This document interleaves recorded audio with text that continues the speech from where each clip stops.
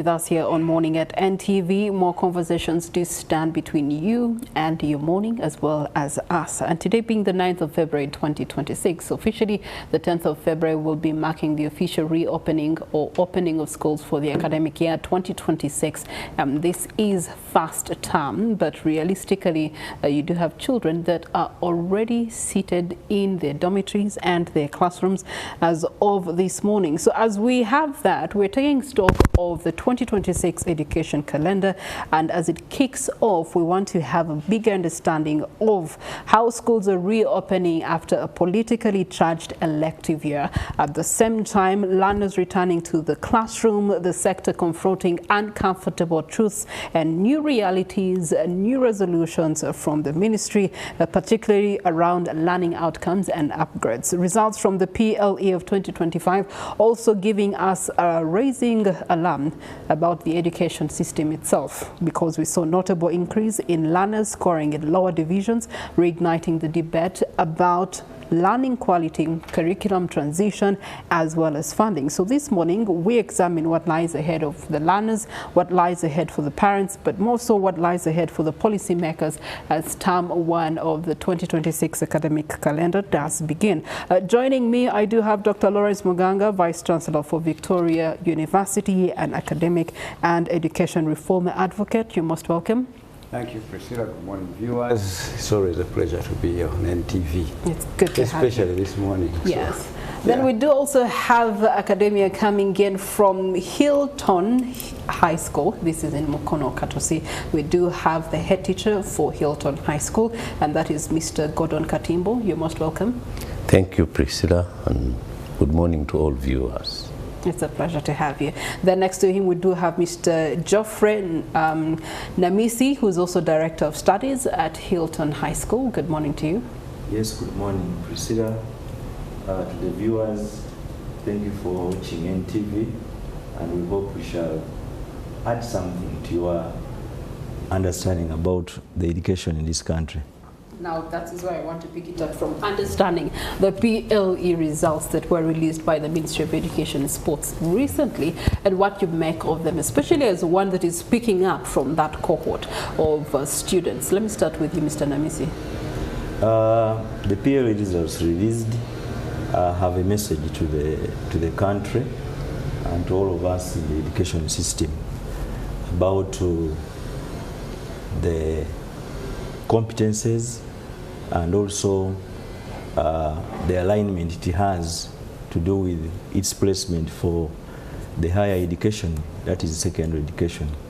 But the policymakers have a job to do, because when you look at the grades that we are talking about, the question here would be asking ourselves whether the grades actually transform to what we call the reality of these learners in terms of achieving the competences. But that put aside, I think it is overlong due that grades are used for placement for senior one enrollment, and that's basically where parents are focusing on. But as educationalists, we should be thinking beyond that. Are we only looking at the grades, or are we also looking at what they have achieved in the 7 years they have been at PLE? So that's the debate that we should go into, and I think policymakers should be paying attention to this. Okay, let me look to the National Examiner, Mr. Katimbo, as one who has been assessing these cycles, especially post-COVID-19 from 2020 to 21 up to the 2025 cycle. What have you seen as the continued issues that are emerging out of the performance of students at a primary level? Thank you, Priscilla. To begin with, there is always the desire by learners and their parents to score 4. All schools, in primary, even secondary schools, we look at the 4s as our benchmark to enroll for secondary. But what has happened over time, it is not the score a student gets at PLE that determines their future. Because the truth is, that is just a score that will help you to access secondary. What happens in secondary is totally different. Therefore, we want to appeal to the country, appeal to the parent, appeal to the children, that it doesn't matter what score you got at PLE, but what matters is what you are going to do when you reach secondary. PLE only helps this student to get the placement at secondary level. Otherwise, what happens at secondary is now a new chapter between this child and the school where he or she is. This is what we do at Hilton. Even when you come with a poor grade, our work is to change the grade you have come with to a better grade. And it is upon the student's willingness and the hard work that is put between the teacher and the student, of course with the help of the parent, because it is supposed to be a triangle. And eventually the student comes out with a different result altogether, and you'll find that it is not necessarily the one who scored 4 that will eventually get the competencies at O level. So the effort put in at a different level determines how far the child will go. Okay. That being said, I saw Doctor here nodding his head and agreeing to the submissions that both you have made. Grades transformed into results of learners. And then you're looking at grades being used for placement. And interesting, today is a placement day. At UNEB offices, you do have selection for senior ones. And let's be realistic. Your institute has to pick the best, even if they're poor performers. I'm not sure you're going to be taking the list of those poor performers. You're going to be taking the very best out of this selection. So those are the realities we have to face. In as much as we are saying that grades are no longer or should no longer be considered the issue, but according to the existing system, grades are actually predetermining the future of our children. This is where, Doctor, I want you to come in and speak into that reality, because in as much as the statements are different, but the realities on ground are different. A parent is having to sweat plasma because their child got 18, and they're thinking, which school is going to accept my child at 18? They will go to a school and the school will tell them, we can't accept, but you see, they put them on bench, then they have to pay, then they have to do entry exams, and those are the stresses and the realities. Thank you very much, Priscilla. But I am, to begin with, I'm encouraged by what I have. When I listen to them keenly, I see hope for the entire country, because these are the authority, the gentlemen you see here, and an authority in educating our children, because they come from a very good school that is looking forward for the future of so many young souls. But if they are telling you, and they are emphasizing to a parent, that if your child has just sat PLE, and the grade they get is really pushing you into sleepless nights, and you are now looking at your child as, I mean, if you have more than one child, now you're looking at that child as somehow inferior, maybe you need to rethink what you're trying to do. So it is disturbing, it is difficult, but one thing is for sure, to really echo what they have just said, there is nothing important in trying to determine if a 12-year-old, a 13-year-old has succeeded or failed at that particular age. There is huge learning to do between 12 and 24. Okay? Let me put it in a different way, that those years are forming years. What a child will become at that age, you can't even tell vividly. So therefore, I want to come back to government. We know, again, like you said, there is a selection process going on. So that means that PLE results are a tool to select who goes where and who doesn't go anywhere. You can also add that to some, it's a money-making tool. Why? The more you get the force, the more you communicate to the public that actually if you send, yes, if you send your child here, you are assured of your child going forward, because for us here we manufacture fours. So now the mindset of a parent, because remember, we parents love our children, so we will always wish them well. So you will think that actually what they are telling me is right, and you will pay an arm and a leg to send that child to that particular school. So, and when the management of the school sees that we have, how many places do we have? Maybe 100, and the demand is 1,000. Now you can dictate your price, because you will still get the 100. If you are collecting 2 million, you can comfortably say, okay, yes, you've chosen us, but it is 4 million. So out of 1,000, you will still get 150, and you will still chase 50. You can even say, no, we made a mistake, it is now 5. Or you may collect it in different forms, or bring it, now every Monday we have a different uniform, Tuesday we have a different one, Saturday we have a different uniform. You still collect money like that. So it's the money collection tool. Why? Now, and this is where we contradict ourselves as government, and we need to work on this as government. We are saying we need an educated nation, okay? And here we are, at age 12, 13, we are saying some kids are failures and we have to leave them behind. Therefore, as I have always advocated, and I still advocate for this, and even the Mushega Commission, the Education Policy Review Commission, pointed to this. At this level, cycle of education, we do not have to have a national exam. You cannot sit somewhere and really spend taxpayers' money selecting between kids who are just 13 and 12, and then determine who fits to go here or here. No, they are supposed to be educated. We are supposed to lead them to success.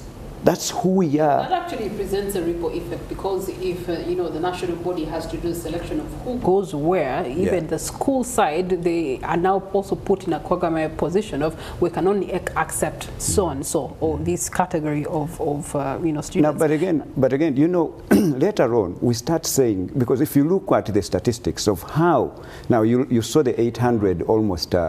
800, above 800,000 of the PLE candidates. Before you know, when they sit senior 4, you'll find that they are not even 400,000. So we have contributed to the dropout. So that's what I was saying, that even in the good performing schools, you have still poor performers at senior 4 and senior 6. So the reality is that we must face, especially as educationists. Now, speaking about that, Director of Studies, of course, the primary level nature of education is different from the new competence-based lower curriculum that they're being introduced to.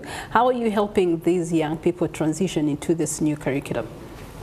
Okay, I will pick it up from where I work to drive my point home.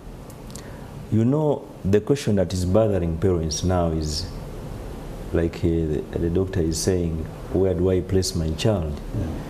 But here we look at the competency-based curriculum, which is now, I think we have now rolled it over, and it is emphasizing the abilities of the learners, contrary to what you recall, what you, in the old that we used to call knowledgeable. So in the competency-based curriculum, they are looking at abilities of the learners. Now, that takes you to the values, because in the competency-based curriculum, you are looking at value. Which value does the child, after 4 years of placement for a secondary school, what is the value that that child will achieve? Number 2, the skilling part of it. So it takes you to facilities. Much as we are talking about what we call the world schools in Uganda, the traditional schools where parents are yearning to go to. But these, if they do not have the facilities, then you will find that they cannot fully implement the lower secondary curriculum, because it is moving with the facilities. That is number 1. Number 2, how is your pocket? Because you will want to take your child to maybe Voodoo, but you cannot afford it. So your option is to actually get to where you can easily afford, for purposes of your child not being chased for school fees. Doctor talked about money making. Yeah, it's a period for schools to make money. That's why now the ministry is talking about the issues of fours. Actually, they are going into research to find out how do we eliminate the issues of grading learners. Because this grading of learners is the one that is affecting. You find a school, like he talked about manufacturing the fours. So you are going to sell whatever you have to ensure that you take that child to that school that manufactures the fours. But we also have schools that don't manufacture the fours, but you go through the system. I don't know where you went for your primary, but all of us are here and we may not have gone to these powerful schools. But we do survive now. So the facilities are very important. Human resource, very important in the new curriculum. Because if you don't have the resource that is fully trained to have this implemented, then you are going to have a learner not achieving the competencies that we have. Maybe what the doctor has not talked about is that these that start for primary, I checked in the newspapers today, I think it is about 16 point something that managed to achieve the competences. So what about the rest? Where are they going? Today in the placement, in the job market, where is this document demanded? It's not there. It's not there. That means the policymakers have to go back and do research and see whether this primary session has to have value in job placement. Okay. But now, you talked about secondary. It's totally different because out of the 4 subjects they have been doing, these now are going to roll out to about 32, which they are going to now get into that. So that gives us sleepless nights about the link between the primary section and then the secondary section. Because secondary, we are talking about competency-based. What about the primary? Are they also emphasizing it? So there's a gap there that policymakers have to come in and try to bridge. Okay. On that note, I know that Mr. Katimbo, your phone is buzzing a lot. Students are calling you for advice. What do I do, Mr. Katimbo? For my place. Child, why my child, my Not child. advice, for place. No, there's those for a place. Then there are those who know that Hilton will not accept this one. But what do I do? What is your advice to these natures of parents? Thank you so much, Priscilla, once again. The advice I give parents on placement, let them go and meet the school administrators. Regardless of what your child got, please go. For example, come to Hilton. I'll give you platform and we talk. What I already said, it is not the 4 that will determine the student's future. I have seen students at Hilton, for example, you admit a student with, say, 14 aggregates, but becomes a national star. And yet somewhere a student who came in with a 4 is struggling. Therefore, the advice I give, it is the effort that the student will make at secondary level, together with the parent and teacher's input, that will determine. As he said, they have been doing 4 subjects. They are coming to interface with a minimum of 60 at senior 1. But the other challenge that, of course, primary has, at secondary at the moment, we have continuous assessment. Primary, this brain that is still young is given a 2.5 hours, I think, to account for a period of 7 years. This brain is still young in the first place. You don't know what could have happened overnight. Maybe the child fell sick.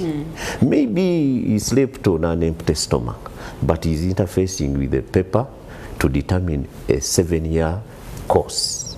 That's why the advice I would also give government, the way we have come in for secondary to give continuous assessment, can it also roll to primary? Okay. Such that this child, there is something for the 7 years that is accounted, other than waiting for 2.5 hours to determine the future of this child after struggling all these years. Well, good to note that the Education Policy Review Commission has made some recommendations and proposals in that regard. The only gap there is in that most of these proposals come through, but adoption by the ministry is where the lines are drawn. That being said, Dr. Mganga, the realities are before us. Selection is today. First of all, the selection tool itself right now, what would you recommend be adjusted for the future selection, because today is done and dusted, but for the system being used right now versus your exposure to the international systems, what could be adjusted so as to ensure that there's a balance in placing these children into the next level of education without necessarily putting them or putting a rope around their neck for the results that they got? My colleague here, Gordon, has just ended with something great. If you look at what is going on in this country, he has talked about the force not defining someone's future. That I agree with 100%. So he has also said that you bring in someone with 14 aggregate and they become a national star. That is very, very valid. Now here is what we need to do. We know that even the exercise of sitting down and you are embarking on something you call selection. But you know that at the same time, that process or that exercise is doing this country a disservice. You are selecting kids whose brain is still yearning to learn, to develop, and you are leaving some behind. And later on we shall complain of the dropout rate. Okay? So we are inflicting pain on ourselves as a country. So therefore, and I say this humbly, is it time, is it possible that we can actually do away completely with this thing called a national exam for such young people? Okay? We wouldn't be the first, we wouldn't be the last, we wouldn't even be in between. So actually, we are lagging behind in that area. So just scrap PLE, put it aside, and allow other methods of assessment. He has talked about continuous assessment. And if you're so obsessed with exams, great. There is always summative assessment. Summative assessment. You're one who's adopting this structure at the university, yes, Victoria University. Yes. Talk to us about the outcomes of this implementation. Now let me come to that. So the moment you bring back real learning to these kids and you adopt continuous assessment is a mixture of all different categories of what? Assessing. You are assessing learners, and he has also talked about, which we know, that move competence-based education down to also these kids. What does it look at? What will it look at? It is looking at a student. Can they demonstrate the competencies? Okay, what can they do with what they have learned? So this time it means that time is no longer a fixed factor. It's now learning and competencies that are fixed. So therefore, if learning and competencies are fixed, so a kid can take their own time to achieve something. But this time, you're getting me, Mr. Katimbo, Geoffrey there, and you are telling us that the finish line is there. You have to arrive at the same time. And when you reach, I will select who goes where. So we are created differently. We are going to arrive at a different time.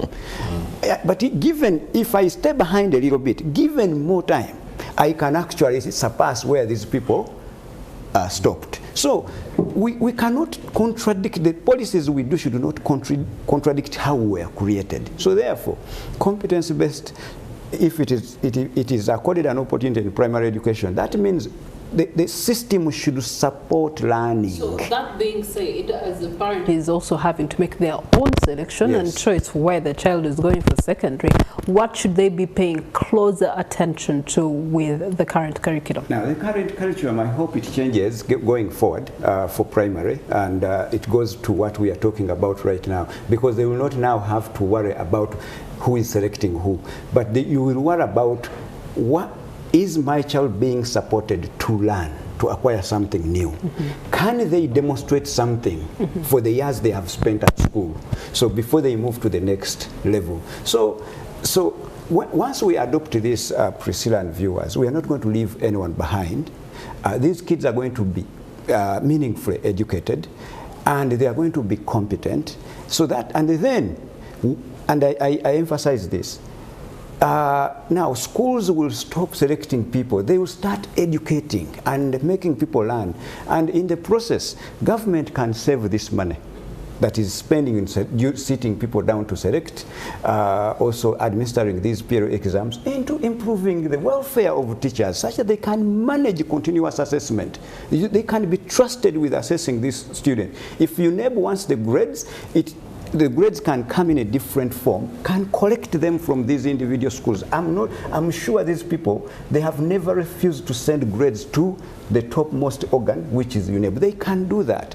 But we just need to change what we are doing for the future of this country to get an educated population that is productive to this country. Some of the tools of change rely in the budgeting, and we're in the budgeting cycle right now, the framework paper for the financial year 2026-2027. As I return to you, Doctor, let me first talk to Mr. Namisi there. In regards to that, what, based on your observation, where does the Ministry of Education need to streamline in order to improve on the quality of education for the country overall?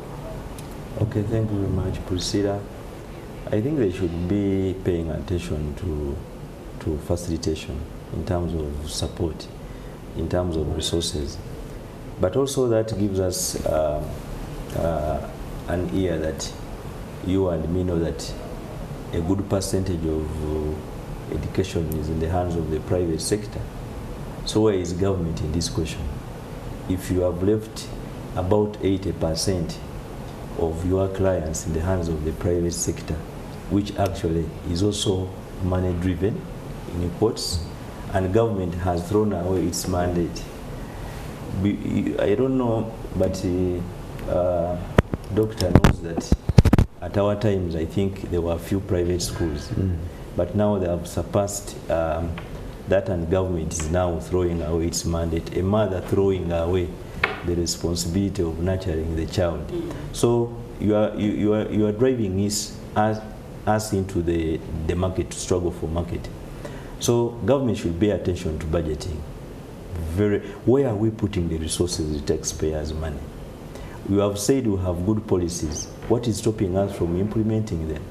The ideas doctors put aside, and I know there are many researchers who have done that to improve on the education sector. So we need to pay attention to those issues that have been raised going forward, because that now, for instance, I don't know whether anybody can explain why we have competency-based curriculum actually rolling out only in O-level for now, and then primary resources. We are into resources from secondary. Yet you could have started from primary, moving onwards. Primary, gradually come, the change. Then it goes on. But we started from the middle, and then we left to the other side. So budgeting, very, very important. 2, resource. You have known that they have phased away, is it grade 3 teachers? And grade now, 3. Now they are where are we to getting grade 5? What has government done to ensure that we are training more resource? All right, my time is fast spent. Let me give the closing remarks to Mr. Katimbo. What would you want the government and the ministry particularly to do to improve on the education sector moving forward? Thank you so much, Priscilla. Like Geoffrey said, my colleague, the greatest contributor now to the education economy or sector are private schools. Government schools are there, we appreciate, and government is actually supporting.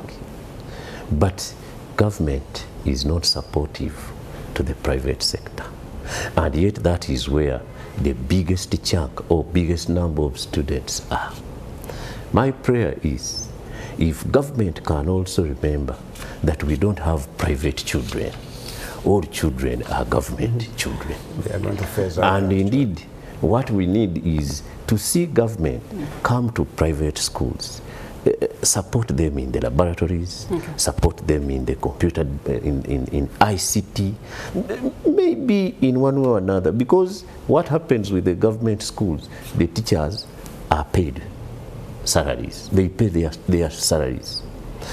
In private sector, the struggle is this government, is this private individual who started the school. So, and that really becomes a very big hurdle. And number two, of course, there are so many taxes that are levied to schools. Maybe there could be a tax holiday to this investor, the investor in the education sector. But taxes everywhere, and yet this person is actually supporting government to educate these young people. So that's why the problem will go to the parent. The last coin now will go to the parent, because the school, the pressure is extended to the parent to support these schools. The parent extends the pressure to the student or the child in order to exactly. Otherwise, so that is our prayer.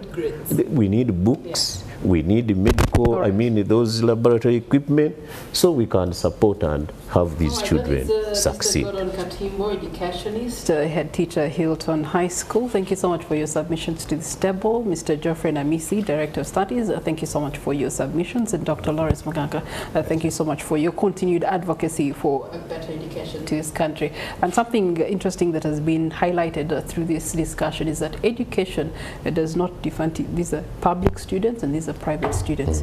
They are all students which are ideally supposed to be under the guardianship and the care of the government of Uganda through the Ministry of Education. So whatever recommendations, whatever streamlines, whatever gaps have to be bridged, whatever policies have to be made, whatever adjustments to the education sector that must be made should cut across the education sector holistically. So I trust that these insights have gone beyond schools reopening, gates opening, and of course looking into the heart of the learning quality at the end of the day and the relevance of improved curricula. That brings us to the end of this discussion, and by and large to the end of Morning at NTV. I am Priscilla Regina Nalwoga.